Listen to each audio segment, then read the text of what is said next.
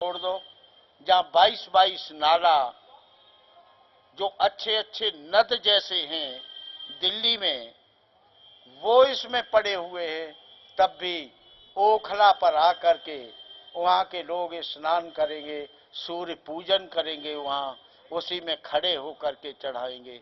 क्यों नहीं बीमारी होगी? हम कहते हैं ये इटावा है। इटावा में आप अगर इस जल से स्नान करोगे, एक चुल्लू पी लोगे, तो निश्चित रूप से आपको बीमारी से कोई नहीं बचा सकता। इसे विचार, बहुत बहस चली थी इस पर हमारी राज्यसभा में गत वर्ष, और मैं बोला था मुख्य रूप से हम इन्हें विचार रखा था। ये एक बाबा स्वामी जयकिशन दास ने वृंदावन से ये आंदोलन उठाया था।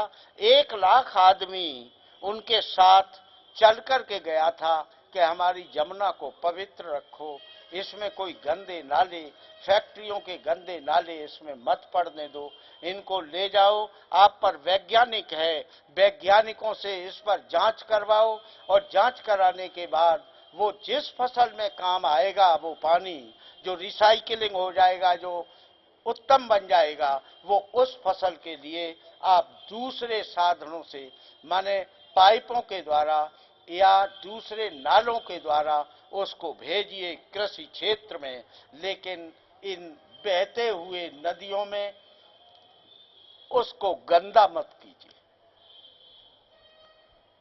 बहुत माना। सरकार का जो मंत्री एक रहता है हर हाउस में, उन्होंने कहा, खास तौर से स्पीच के लिए कहा, ये बहुत आवश्यक है, आज जीवन का आधार इसी से जुड़ा हुआ है। तो जब आप हमारे पास पहुंचे कि ये पर्यावरण जीवन की आधारशिला है, तो हमारे बड़े मन में ये विषय बैठा कि निश्चित आधारशिला है, और ये आधारशिला इन तत्वों को शुद्ध करने के अलावा किसी भी तरह से बचेगी नहीं। इसको ध्यान दे लेना। तो ये चौथा है जल। एक तत्व है जल, पृथ्वी के बाद जल। आपः शांति, जल को शांत करना पड़ेगा, शुद्ध रखना पड़ेगा। देखो द्वापर में, देखो पांडव गए थे, अज्ञातवास 1 वर्ष रहे, 12 वर्ष वनवास रहे, तो वहां रहने का क्रम ये था कि बाड़ लगाते थे ये लकड़ियों की, और उस तालाब में कोई मवेशी, कोई पशु पानी पी नहीं सकता था, उनके लिए पानी की अलग व्यवस्था करते थे, और जो जंगल के जानवर होते थे उनके लिए अलग छोड़ दिए थे तालाब। उन तालाबों से पानी ये पीते थे, कोई स्नान उसमें नहीं करता था, कोई शौच इत्यादि नहीं करता था, तब वो तालाब का पानी शुद्ध रहता था। तो आपः शांत, जल को शांत करना पड़ेगा हमको और आपको। जो इटावा के वासी हैं, उनके पास होके जमुना निकली है, और हम ऐसे दुर्भाग्यशाली हैं कि जमुना में कोई आज बीओडी तो है ही नहीं उसमें। कहीं भी आप अगर उसे नापे तो उस जल की स्थिति ये है कि ऑक्सीजन नाम की चीज नहीं है। मछली मर के तैर रही होंगी और जंतु मर के तैर रहे होंगे, वो तो चंबल की बात दूसरी है। चंबल के किनारे कोई फैक्ट्रियों को लाइसेंस नहीं दिया गया। चंबल किसी बड़े बड़े नगरों के पास होकर निकली नहीं, उनका मल मूत्र के ये गटर चंबल में गिरे नहीं, लेकिन वो सारी चीजें इसमें गिरी हैं, जमुना में वो सब कुछ पड़ रहा है। तो जल चौथा है। उसके बाद औषधि शांत, औषधया शांत, औषधि जो दवाएं हैं, वनस्पतियां हैं, उनको शांत करना होगा। जब उत्तम वनस्पति मिलेगी तभी कार्य बनेगा। और पुरातन ग्रंथ इसके बहुत साक्ष्य देते हैं। आज भी आप देख रहे हैं, तमाम वनस्पतियों से आपको बीमारियों से छुटकारा मिल रहा है। कैंसर है, कैंसर ऑपरेशन से ठीक हो चाहे न हो, लेकिन अगर कोई ऊंचा वैद्य है, चाहे किसी पैथी का हो, और वो अपनी पैथी का प्रयोग करके कैंसर को प्रारंभिक स्थल पर ठीक करना चाहता है तो वो ठीक कर देगा। ये इतनी उत्तम चीज है। औषधया शांति वनस्पतया शांति। वनस्पति उसे कहते हैं जो खाद्यान्न,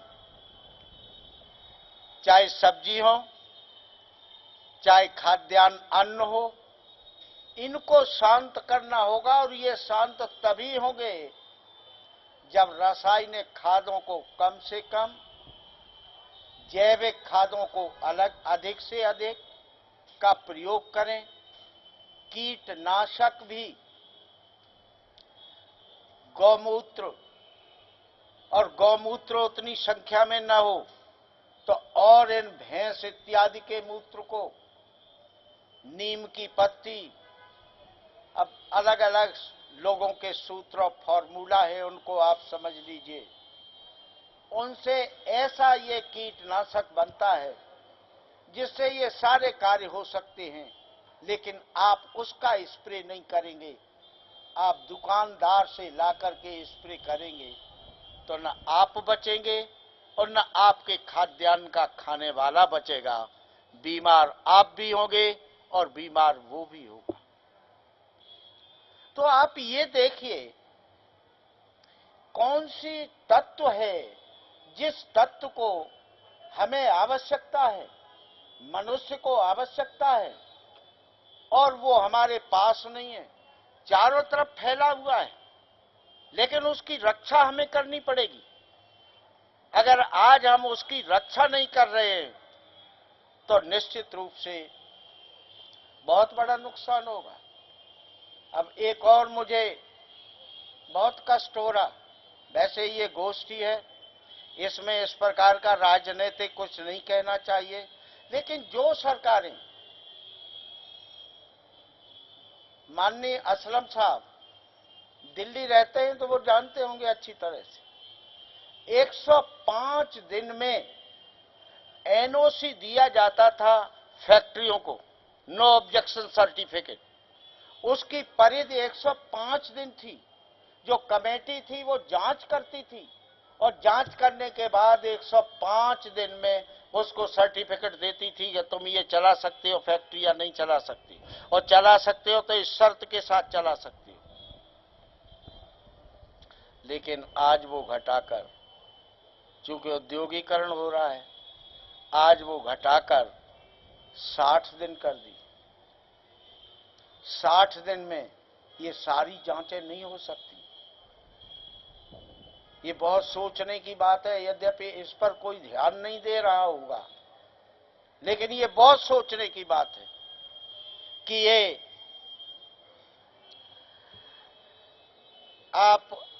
हमने बता दिया, एंड्रोसल्फान केरल के कासारगोड में 400 मौतें कर चुका है, 4000 अपंग कर चुका है, 5000 गर्भपात कर चुका है, और वहां के लोगों ने बहुत बड़ा इसका प्रदर्शन किया। सरकार ने मानी नहीं। उसके बाद ये हटे नहीं धरना से, तब वहां की केरला की सरकार ने ये स्वीकार किया कि अभी तक जो 44 फसलों में इसे डाला जाता था वो 22 फसलों में डाला जाएगा, और इसका विकल्प खोजने, फिर इसको इंडोसल्फान को बिल्कुल त्याग देंगे। आप लोग बैठे हो, रोटियों के लिए अन्न खरीद के लाते हो, गेहूं इत्यादि, क्या मालूम है किससे ये बना है। कौन से कीटनाशक इसमें पड़े, ये सोचना है। तो ये औषधि वनस्पति, ये 6 तत्व हुए। और उसके बाद अगला है विश्वदेवा शांत। विश्वदेव को शांत करना पड़ेगा। कहे विश्वदेव कौन है? अब विश्वदेव का बहुत लंबा क्षेत्र है। जो लोग शिक्षा दीक्षा करते हैं वो भी विश्वदेव हैं। जो लोग वैज्ञानिक हैं वो भी विश्वदेव हैं। अगर वो रचनात्मक साइड में चलेंगे, वो जो विचार करेंगे वो रचनात्मक उनकी साइड होगी, तब तो उत्तम होगा। और अगर वही विनाशात्मक साइड में चलेंगे तो फिर कभी भी उत्तम ये तत्व शुद्ध नहीं रह सकता। और उसके बाद कहा कि विश्वदेवा शांत। तो 8वां आया कि शांत ब्रह्म। जो ब्रह्म है, जो प्रकृति है, फिर शांत रहेगी। एक जल से प्रकृति शांत नहीं होगी, एक पृथ्वी से प्रकृति शांत नहीं होगी। सिर्फ ये जो अंतरिक्ष है इससे पृथ्वी शांत नहीं होगी। आज ढेरों सी इनमें चर्चाएं हैं जो कहनी चाहिए, लेकिन समय नहीं है उसके लिए। बहुत बड़ा विषय है पर्यावरण, इतना बड़ा विषय है कि इसको कोई बोले तो 4 से 10 दिन बोले, 1-1 घंटा, 1.5 घंटा, तब भी पूरा नहीं होगा। अब इसमें हमने आपको बताया चींटियों का हाल। कोई समझ सकता था कि हमारे बुजुर्ग कहते थे चींटियों को चुना दो तो तुम्हारा कल्याण हो जाएगा। क्यों कहते थे कि जब चुनाएंगे चींटियों को तो चींटियां बाहर निकल पड़ेंगी खाने के लिए। जब चींटियां बाहर निकलेंगी तो कार्बन डाइऑक्साइड को वो खाती हैं, तो कार्बन डाइऑक्साइड बहुत बड़ी मात्रा में खत्म होती चलेगी। तो ये सारी बातें हैं, इनको हमको समझना चाहिए और बहुत अध्ययन करना चाहिए। मैं विशेष रूप से जो छात्र यहां बैठे हैं अब भी, उनसे कहना चाहता हूं, छात्र छात्राओं से, ज्यादा समय नहीं लगेगा आपके। अभी कोई बता रहा था कि आप घबराना मत, आपके टाइम में नहीं आएगा, आपके टाइम में भी आएगा। और यही 21वीं शताब्दी का लास्ट ऐसा होगा जिसमें 1/3 आदमी समाप्त हो जाएगा। ये विभीषिकाएं हैं जो पर्यावरण मुंह खोले हमारे सामने खड़ा हुआ है।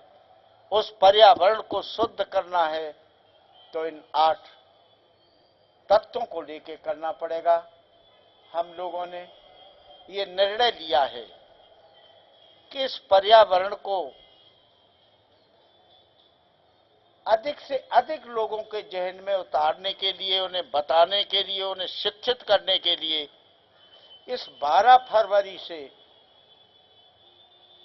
हम लोग साइकिल यात्रा एक बार पुनः कर रहे हैं, जिसमें मैं भी साइकिल गत वर्षों की भांति चलाऊंगा। और साइकिल यात्रा से हम हर स्थान पर जहां की जो समस्या होगी उस समस्या को स्पष्ट रूप से रखते हुए आगे बढ़ते चले जाएंगे। जहां रुकेंगे समाज वहां का खिलाएगा, उन्हीं के जिम्मे डाल रहे हैं। लेटने की, कपड़ों की व्यवस्था समाज करेगा। समाज में बहुत शक्ति है, उसे विश्वास हो जाना चाहिए कि ये जो कार्य हो रहा है ये ईमानदारी से हो रहा है, न्याय से हो रहा है, हमारे हित का कार्य है। तो हमारे हित का कार्य है तो आज बहुत बड़ी संख्या में लोग बैठे हैं जो इसकी मदद करेंगे।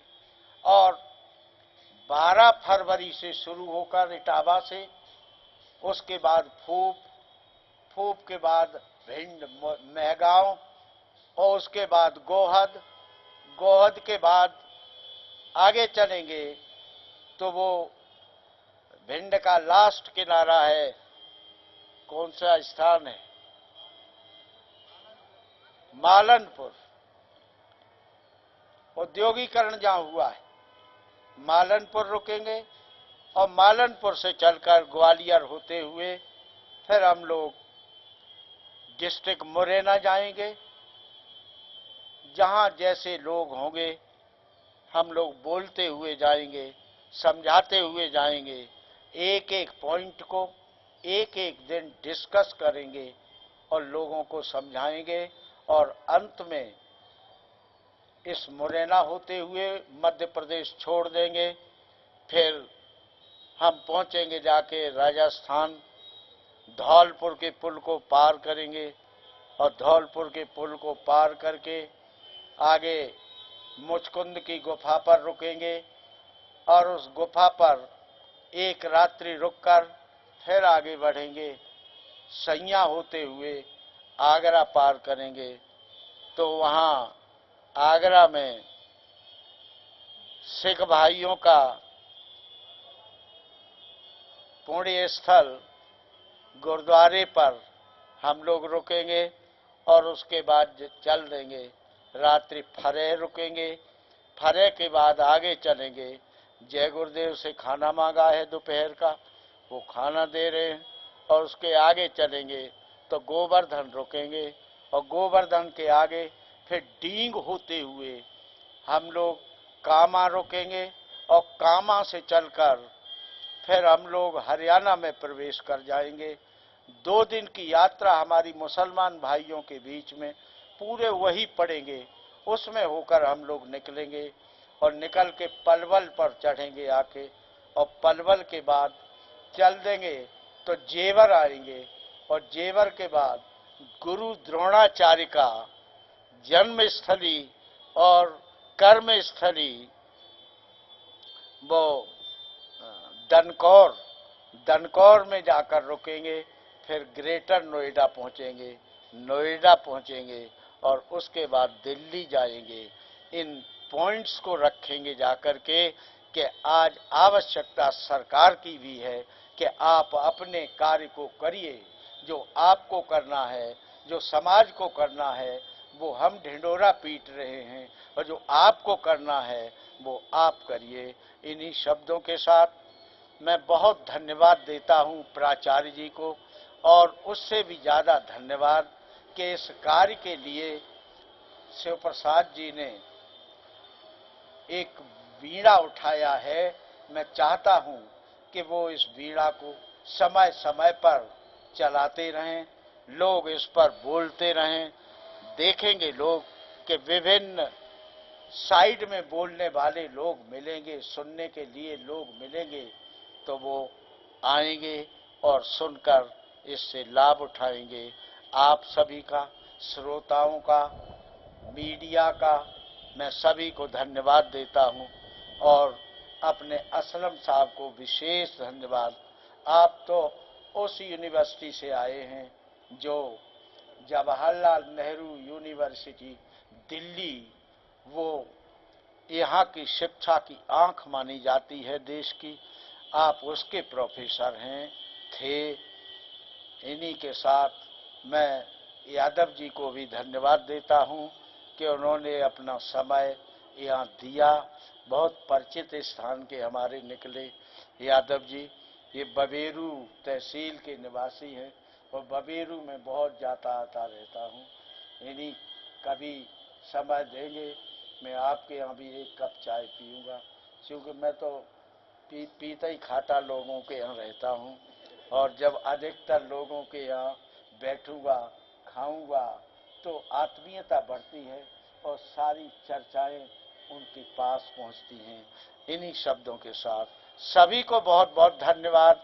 जय समाज, जय भारत।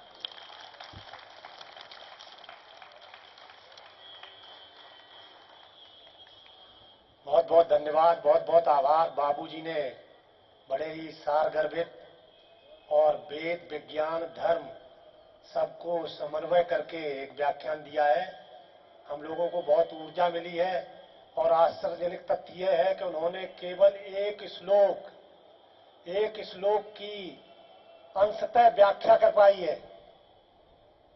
एक श्लोक मात्र की उन्होंने अंशतः व्याख्या कर पाई है। कितना बड़ा पर्यावरण का विशद और गहन अध्ययन है और कितना ये अथाह सागर के समान है। हम लोगों को इस पर विचार करना होगा, मंथन करना होगा और इन छोटी छोटी बातों को, छोटे छोटे तथ्यों को, जो चींटी तक का उन्होंने बताया है, ऐसे सारे पहलुओं पर ध्यान दे करके हमें पर्यावरण को संरक्षित करना होगा, पर्यावरण को बचाना होगा।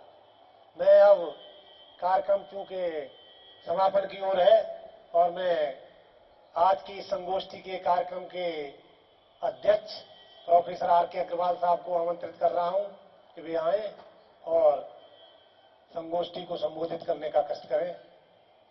प्रोफेसर आर के अग्रवाल साहब।